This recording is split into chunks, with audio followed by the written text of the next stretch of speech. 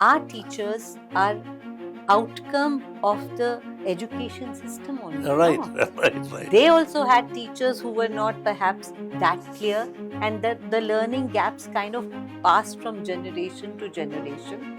A teacher is no more that old type of teacher. Teacher is a facilitator. Yeah, Facilitates discovery. discovery. Facilitates innovation. Yeah. Facilitates deep learning. Yeah. And the basic tool what you all provide now, what is it? It's a learning tool.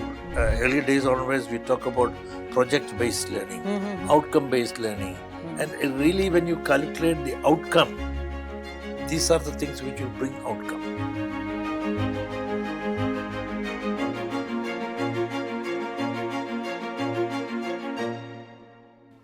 Hi, guys. We are back again with yet another episode of Beyond Classroom. This is a podcast specially created for edu leaders and also to bring to you the stories behind the icons that you see in your corridors. I am Pudam Singh Jamwal, and today we are embarking on a truly remarkable journey, one that spans nearly 5 decades of educational transformation, spiritual wisdom, and unwavering dedication to human development. Imagine dedicating 47 years of life to a single mission, that is shaping minds, nurturing souls, and building bridges between knowledge and character. Today, we have the extraordinary privilege of speaking with someone who has done exactly that. Meet Dr. Father Davis George, a name that resonates with excellence in the hallowed walls of St. Aloysius College, Jabalpur. This veteran educator who has witnessed the evolution of classrooms from chalk and blackboards to digital transformation has fascinating insights on how artificial intelligence is reshaping the educational landscape. Today, we dive deep into his remarkable journey, explore his evolving perspectives on what education truly means, and discover how a man of faith views the intersection of technology and human development in tomorrow's classrooms. Welcome, Father Davis. I've been looking forward to speaking to you, and I want to be mesmerized by your thoughts and your charisma. As everybody told me, whoever's been in your life, that you magically changed them, and but to be able to find that from where you bring that kind of aura, I'm going to rewind all the way when you got first inspired to pick up this path. So my question to you is, um, when did it begin? I want to meet the young Davis. And can you take us all the way back when you begin this journey? Well, I have been very, in a way, blessed all these years by the number of thousands of students who have been part of my journey, blessed by the number of teachers who have been part of my journey, and the parents, and in general, the public. I've been blessed by God to have a very, what shall I say, comfortable journey of transforming all those who came across. Well, since you said we have to begin with what this young Davis has been, well, I did my 12th class and joined for the Diocese of Jabalpur. Okay. And then my aim, from childhood, my aim was to become a missionary priest. Very simple. So this came way early then before. Very early when I was a young student, Mhm. all I have got is some sort of, somebody wants to become a doctor, somebody wants to become an engineer, a military office, and all these sort of things. But from my younger days, somehow God's calling was there. And that also I should become a missionary priest. In the terms of missionary today, I must say that in areas where there are less priests to work, so we call it a mission area where Okay. less people to Okay. work. Okay. And the message of Christ is that you should go to the ends of the earth and proclaim the good news. Basically, it's a message of love Yeah. and uplift the poor and the needy. So this was the motivation with which I left my home. And I knew that it's a very tedious journey, long journey, 10, 12, 15 years of training, almost like a military training. Yeah. But I loved it. And so the first part was done in Nagpur. Mm. And I did exceptionally well by God's grace. And then I had a 1 year break. Well, today we call it internship. Yeah. 1 year of internship. we call it Regency. So there I was teaching in the primary and middle school, as well as looking after tribal children in the hostel. Again, amazing experience, and I must say that most of the children of that time, luckily, they have grown up and they have occupied big posts in life. So my question here is that you've led in both religious and educational spaces. How did these two callings shape and complement each other?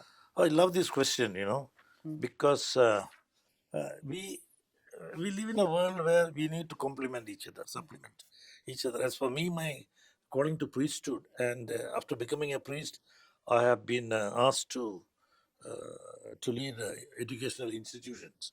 So, in the first phase, I was principal of a very outstanding school of Madhya Pradesh, probably the best in those days in the 80s. And that again was a big learning for me, Mm-hmm. you see. And probably those days we are the best of students, call it an IG, DIG, SP, police officers, military officers, IAS officers. The cream came. Yeah, yeah, So yeah. I made it a point to train them and transform them. And we had an amazing, for example, our sports was nothing less than Asiad activities. Mm-hmm. So, Because you yourself are a sportsman yes, and you know exactly. the Yeah, value of yeah, yeah. sports in our shaping. Same with the public speaking, with annual day function. So we did a great job. Mm. We had one of the main thing that has complemented this aspect of training citizens, as well as teaching them importance of attitude, knowledge, and skills, was the assemblies, morning assembly. You know, Father, if you go back and look at your own educational journey or anybody, any child's, the only thing they remember as grown-ups, What they have done. A, what they did. Secondly, the teacher who stopped to ask them what they thought about something. Yeah, yeah. And they may have gone through, say, 25 teachers, but they'll remember that one teacher who stopped the lesson and asked them what they thought about the whole idea or what was the relevance of that concept. Perfect, perfect. I have met thousands of teachers, all over the world. In fact, I've gone for a reunion even into Dubai at their expense. Mm. They remember only what you have made them to think, to answer, to do. Yeah. Early days onwards, we talk about project-based learning, Mhm. outcome-based learning. And really, when you calculate the outcome, these are the things which will bring outcome. Absolutely. And to me, it's another thing technology does is makes time. Yes, real time. Yeah. Now, NEP says that you have to find other ways of doing things and you have to upskill a child. They give you a lot of directives. Now, the biggest challenge between that directive and actual action is the time the teacher has. If you reduce her time in delivery of lecture by using technology, you actually give her time to do everything else. Because NEP, sir, to me, is a wish of a teacher. Right, absolutely. She always Yeah, wants to yeah, do yeah, that. yeah, yeah. The only barrier was the time. Time is a very constraining Yeah. factor. Yeah. Yeah. So which element of NEP you really thought was a powerful idea? Certainly, introducing AI and deep learning, machine learning, and they give real time, and also children learn by doing. As you said, now I'm talking about something connected with the universe, how the universe is come, whether it is bang theory or creation theory, whatever theory it is. Now you tell them these are the material we have in the Google. You study and come back. Then tomorrow we have a discussion. You clarify concepts. See, many times children say, "Teacher is not clear about the concept." Yeah. Yeah. So I have heard this over and over again. Is not second is communication. See, I would say we need to focus on a few C's. One is concept. That concept teacher and student will evolve when they see, when they do, Yeah. and they do. Yeah. Second C needed is communication. They don't have the technical because they are not involved. We think this is an open, empty box mind, and we put things there. So we teach. About clarity of concept, our teachers are outcome of the education system only. Right, No? right. They also had teachers who were not perhaps that clear, and the learning gaps kind of passed from generation to generation. I had a very interesting incident. I was in a conference and we were talking about impact of technology and everything. And this teacher raises a hand, and we've been delivering smart classes, all the curriculum content, layered content in our solutions. Um, so she raised a hand and she said, I have a comment to make. So, because they were talking about teacher training, teachers are not trained, teachers don't understand concept or whatever. So she said, I said, yeah, tell us. So she said that same thing. I'm a product of the education system. I was hardworking, but whatever was taught to me and whatever was asked to me, I've just stuck to that, right? That was my way of getting knowledge, right? And that's how I'm transferring knowledge. But she said that for they were using Extramarks for 7 years, Oh, I good. think 7, 8 years that time. So she said, this is my 8th year of using a smart class, and I'm using the Extramarks curriculum content. Yes, it's a great teaching aid. I teach better. She said, but something has happened inadvertently. The concept I did not understand as a student or a teacher, I understand now. No, right. So this power, that day, my intention when we were creating was to educate children So, better, yeah, right? But to have that impact was a great impact to have. yeah.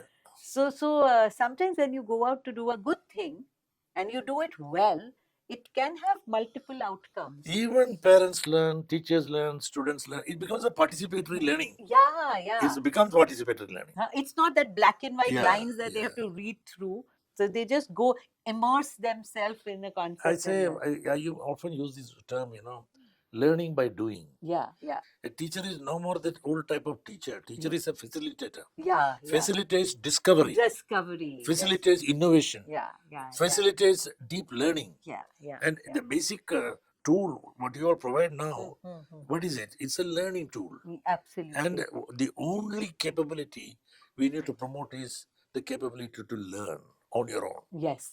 Learn. Self-learning Yes. for teacher, for the student. Yes. Yeah. And then we learn, we become a learning community. Another thing that happens with interaction, Father, that when the technology has come, every answer or learning that child needs to have, he can have it outside the school. Yes. What does this interaction help in? Is the wisdom that adults have that they have to pass to the next generation happens only in the classroom. If we make time and tell teachers, have a conversation, will they become co-learners with you? Yeah. They'll have knowledge, way higher knowledge than all of us. But the wisdom will come only by the adult. So that too, for me, is a big contribution of technology. I'm amazed that you use this word because today nobody uses this word, and what is missing most is wisdom. Yeah. What is the wisdom we can pass on? And in fact, this is a very important component, which they say whether human beings will be replaced by artificial intelligence, what are the ethical implications? I said the wisdom of a person, and I must tell you, over the years I have seen teachers who are respected, who are not respected. Both the groups I have seen. Teachers who are respected, apart from the subject competence of concept and application, are people who have passed on wisdom. So that's why everybody says that, it will become very synthetic, the environment with technology. And I say that it will become more vibrant because you will not be wasting time in repetitive learning while you will have conversations in the classrooms that will actually inspire children, and they become inspired learners then. Yeah. And then they apply. We keep using a word, make a problem solver. But if you don't give him a problem to solve, then how will he become a problem solver? Yes. So coming back to the questions, in over 4 decades as educational leader, what major changes have you seen in Indian education system for you? Like big broad brushes of changes that has happened in Indian education. If I look back of these 40 years, it's a huge change we have made. Though we could have been much faster, we could have been much focused. But from bookish learning, now we have come to actual learning. You understand, no? Mhm. It was just bookish learning by heart, and then go for interviews and tests. But today, when I look at the technological advancement and LMS and other tools that are coming, these are things I think very big change we have made. Second thing I would think, which I have seen in foreign countries many years ago, is project-based learning. So India, one of the main thing I would say, we have started with the project-based learning. So that's very advanced. Yeah. Secondly, we are second to none as far as ICT is concerned in the whole world. Yeah. The best of people are Indians. This again is because of the awareness and the quality input we have done. So, what have been your most significant challenges? We have spoken about a lot of things, but what were your challenges when you share, and how did it shape your leadership style? Yeah, it's very important because I feel today, apart from this LMS and technology, what the country needs, what the society needs, even an education institution needs is a leader. It is the leader who will make a difference. Now, for example, your company here is the leadership you have taken to bring the reform, innovation, research, a group studying, and so on. Is the leadership. I say, I have always worked. In fact, I have many sessions on leadership. I conduct programs. I have done in including Shenyang, China, in Japan, in different parts of the world. I find the key factor for any change anywhere is the style of leadership. Yeah, everything in India, I won't say everything, Huh. but many times people want to manage everything Shortcut. shortcut through jugaad. Ha, ha, ha. So there is no learning there. Yeah. There is no hard work. Yeah. There is no enlightenment. There is no peace. You understand? No. Yeah. Yeah. So I have gone through all this, but I have looked at all these things as not as problems, but as an opportunity to do something constructive and good. You know, Greenleaf is a famous author. He has written a book called Servant Leadership. And he explains, and this became, you are today we have customer care. You like my LMS, you like this. And so this entire concept evolved through him, washing the feet of others.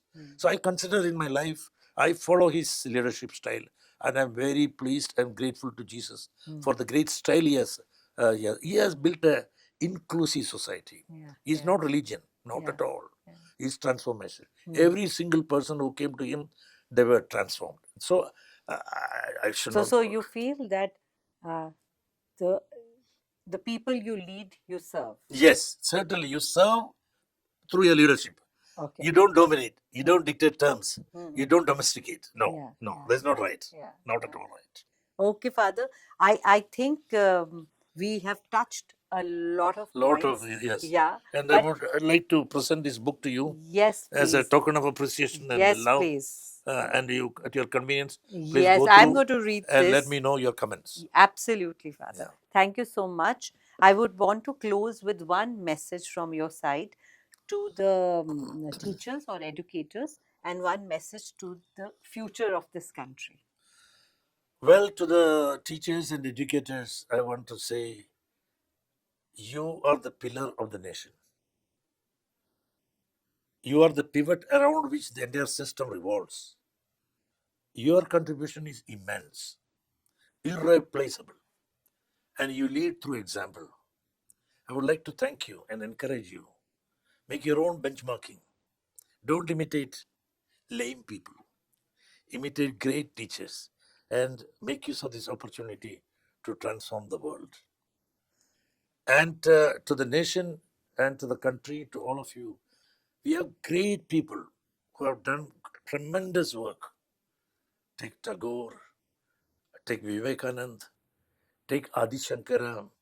We have many, many people who have contributed to build the nation. Mahatma Gandhi, who is an icon not only in India, in the whole world. I would say all these people have left a legacy behind. I would like to tell every single Indian, we always sing Sare Jahan Se Acha Hindustan Hamara. I would like to really make it, that each one of us make it. Build an inclusive society. Let everyone feel respected. Let everyone feel loved. Let everyone feel they are part of the country.